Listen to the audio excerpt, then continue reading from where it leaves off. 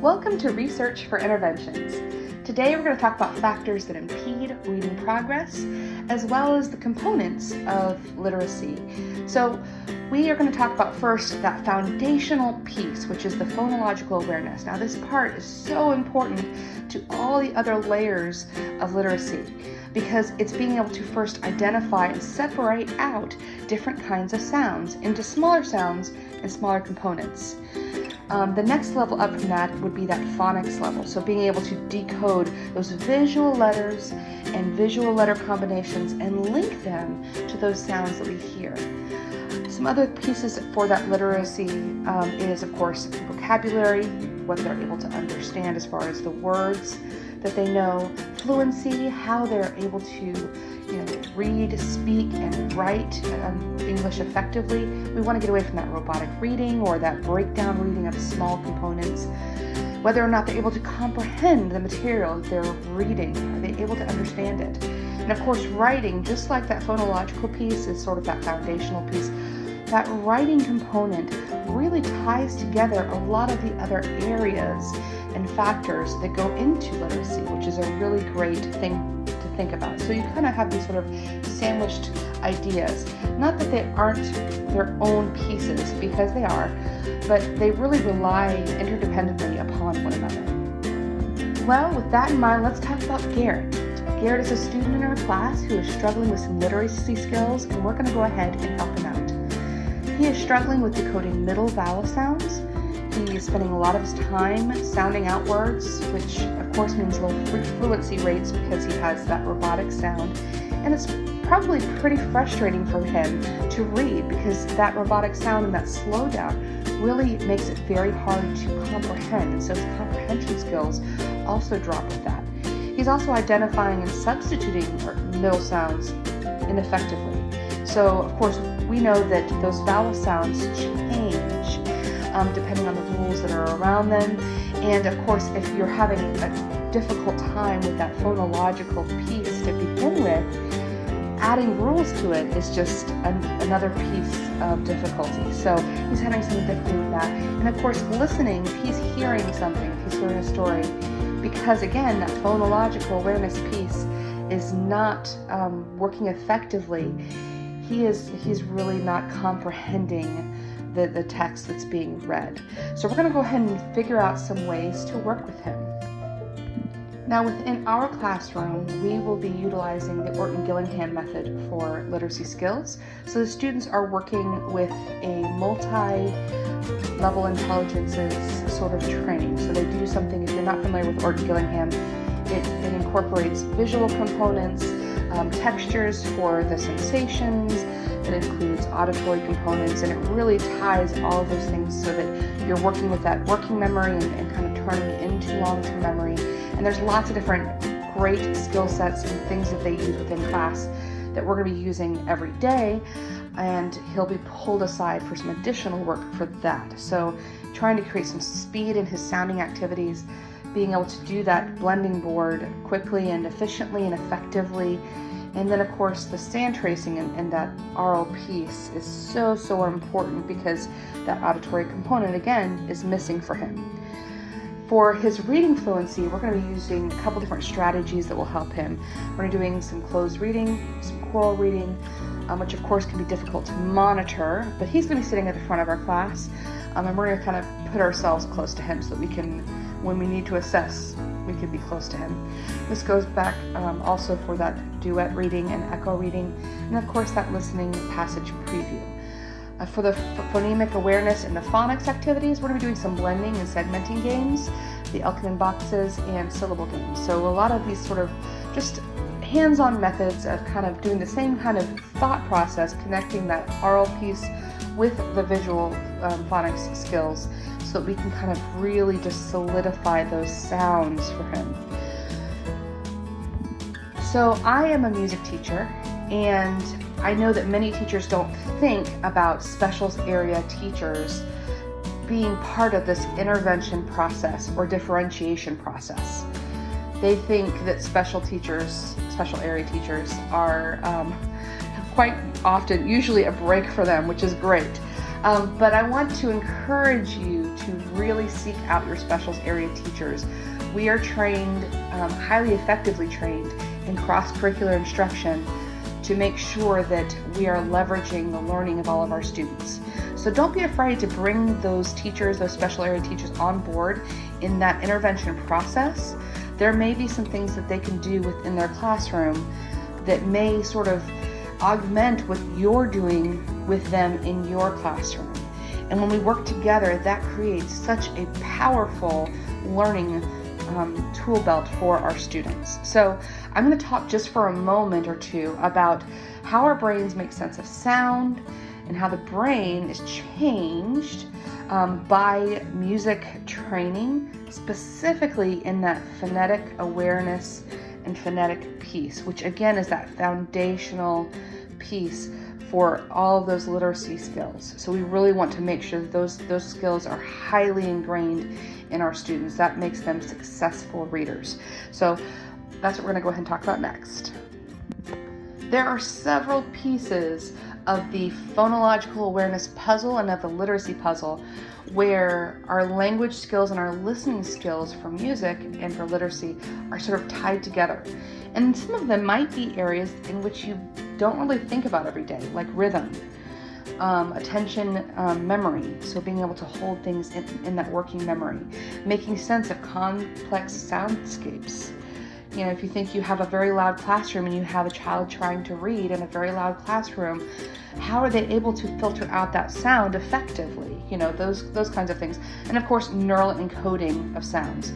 There have been really great research studies on this. We're going to actually talk about this a little bit in just a few minutes, but that neural encoding of sounds is so important, especially right now as we're dealing with students who have sort of experienced a little bit of trauma in their brains, because that sort of works differently.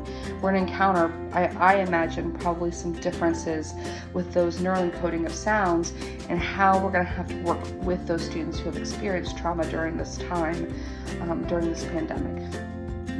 So music and literacy both have this sort of similar subset of skills that are very important for both of them, including phonological awareness, speech and noise perception, being able to filter out those extraneous noises, of course, rhythm perception, which is such an important part of, fluency and being able to read a sentence with inflection, auditory working memory, which is so important for those parts of, holding those pieces in the working memory so that you can create a full sentence or a full phrase, and of course, learning sound patterns, which is very vital for, that piece of auditory processing. So let's talk about the auditory processing and its importance.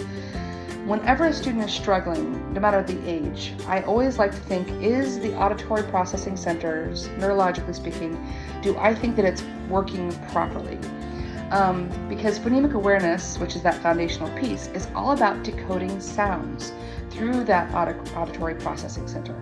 A really interesting study published by the New York Academy of Sciences, which is in my research, my resources at the end of this, actually talks about using an FFR, a frequency follow response, and they tested students, and within this testing, this is kind of what happened. So students who had high literacy skills and who had even average literacy skills, they would hear a sound, their brain would decode it as, this is the sound for ah. And so they would hear that sound and their brain would link it to ah. They'd hear the sound again, their brain recognized that sound. They didn't have to decode it twice, their brain recognized it, much like the immune system recognizing a virus that it's seen before, which is appropriate for right now. Versus people who have, low literacy skills or who have language processing difficulties. That auditory processing was not functioning properly. And what would happen is a sound would come in, that ah would come in, the ear would hear it, it would go to the brain would process it. Then they would do the same sound, ah. When it hit the auditory processing centers of the brain does not recognize it and has to decode it all over again. So it's doing twice the amount of work. That's a huge thing to think about.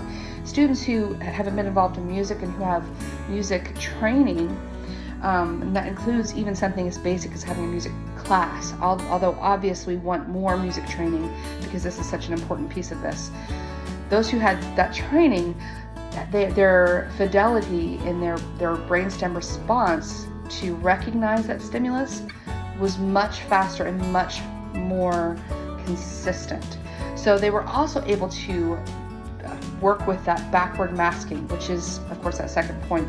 It's hard to differentiate sounds when there's a sound right afterwards. So if I'm trying to get a student to spell cat and there's a cat and you hear a sound like a clap like that, their brain doesn't say, well, that was cat and a clap. It all kind of comes together, and that sort of masks the ability for that student to understand what he's just heard, he or she.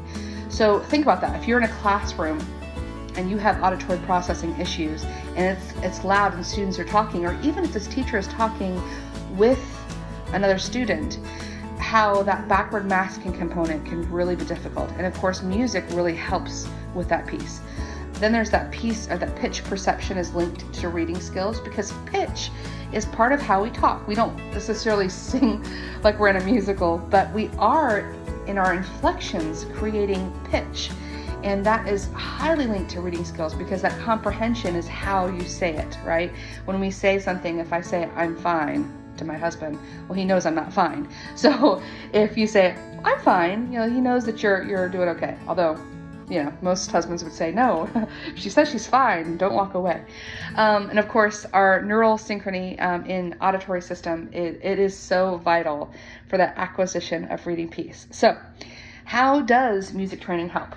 Well, it increases that auditory system's resilience. As we just said, that the brain doesn't have to decode that sound over and over and over again. Like that strong immune system, it recognizes that virus and it says, ooh, I know what that is. So it gives that resilience as well to that extraneous noise. So it's able to go, oh, that was a clap and a cat. The sound I'm trying to listen for is that cat. Then you have the ability to track rhythmic patterns, which of course helps you with the decoding and detecting those sentences and words within reading those patterns. And of course, synchronized beat training has been shown to improve reading fluency. And finally, that language acquisition and music both depend on that effective auditory working memory skill. So please make sure that you take a look at some of these research studies that I've put in my resources. They are a wealth of knowledge for your students. So it's one thing to kind of talk about it in a theoretical way, but to see the difference. So in music, we call these different timbres of instrument. The way a violin sounds different from a xylophone is the same neural processing detail that it takes to hear ba versus ga. With those differentiation of rhythm sounds and sound patterns, you want to be able to have a student say, the boy ran fast, or hear, the boy ran fast. And there's a pattern, there's a rhythm pattern within that. We also want to make sure we're picking out meaningful sounds. So when you're having a conversation at dinner and you're listening, you want to make sure you're able to filter out the band that's playing, or you're able to understand what those people around you are kind of expressing and comprehend that sort of thing. And of course, then you have that sort of call and response, which happens a lot in music, and it really helps with that memory piece and that cognition piece of literacy. So I put some things on here that you could ask your specials area teachers about, specifically music, since that is what I am trained in. But I would say to ask your music teacher what they would consider to be great interventions. These are some ones that are researched in the resources that I provided. So hopefully that kind of helps you, and they may want to have access to those as well. Obviously, in this case, Garrett's mom probably can't afford private Suzuki violin instruction, but some of your students are going to be able to afford that have language acquisition issues and auditory processing issues. So I wanted to make sure that is put on there, because that has been shown to have a positive effect on that. Music classes at school, and of course some schools offer multiple class choices. I know at one of the schools that I've worked at, the students got to choose an extracurricular. So for example, they got to choose a specific kind of music class, or an extra Spanish class, or an extra art class. So if they have time, or if they have the ability to choose extra time, that would be beneficial. Synchronizing to a metronome, so being able to match, and we call this in music active listening skills, because you're syncing what you're doing, you're listening to it, processing it, and changing what you're doing based on what you're hearing actively. So that active listening skill of matching that external beat to like a metronome, or it could be to something like just a boombox or a backbeat. There's lots of different ways that teachers can incorporate this. Of course, differentiating pitch patterns, that can be very, very simplistic, like just being able to say, well, la la, is that la la? Was that the same or was that different?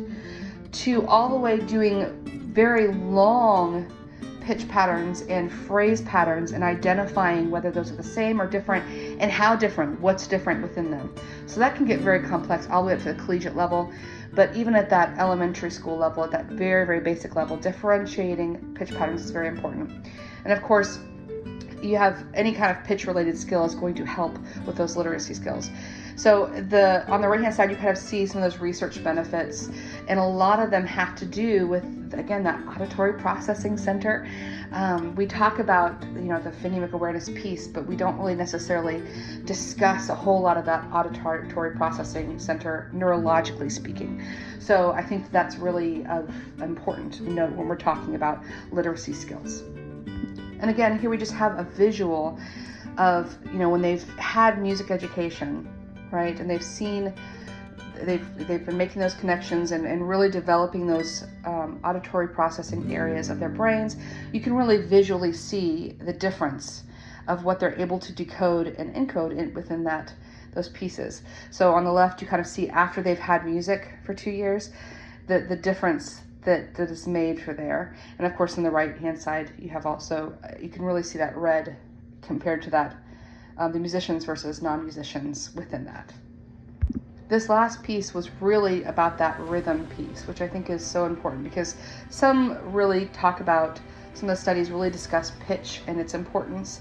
But this particular study, which is linked here, really discusses that rhythmic importance and that active listening skill. I have always noticed that my students who are avid readers are so much more easily able to match a beat. Now I'm talking about matching a beat to an external sound, not just keeping a beat, which is something a little bit different. So being able to do those things are really a good indicator of whether or not a student is going to get those literacy skills. So how does this help Garrett? Well, teaming up and uniting as educators and as parents and as leaders in this child's life is always going to be a benefit. But if you can incorporate not just interventions that are standard within the classroom, but if you can be creative and think about how you can incorporate music or other specials area, movement, and these things that your other specials area might be able to tie in and might have a little bit more knowledge on how to do that effectively, you're going to get improved phonemic awareness. He's going to get a better phonemic ability, and then of course language and reading skills will improve. And of course, just when you are a better reader, when you're able to do something, you gain so much more confidence, which is such a huge piece of this. Being able to grow and understand the importance of growing in that yet philosophy, that growth mindset, is so incredibly vital for our students.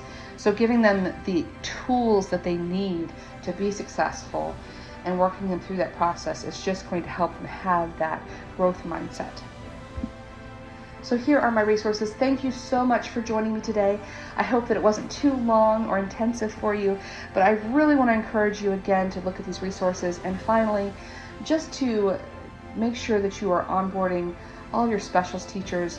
We take, a lot of time and attention to do what we do, and it is fun what we do, and we do have a good time doing it, but there is a lot of cross-curricular potential.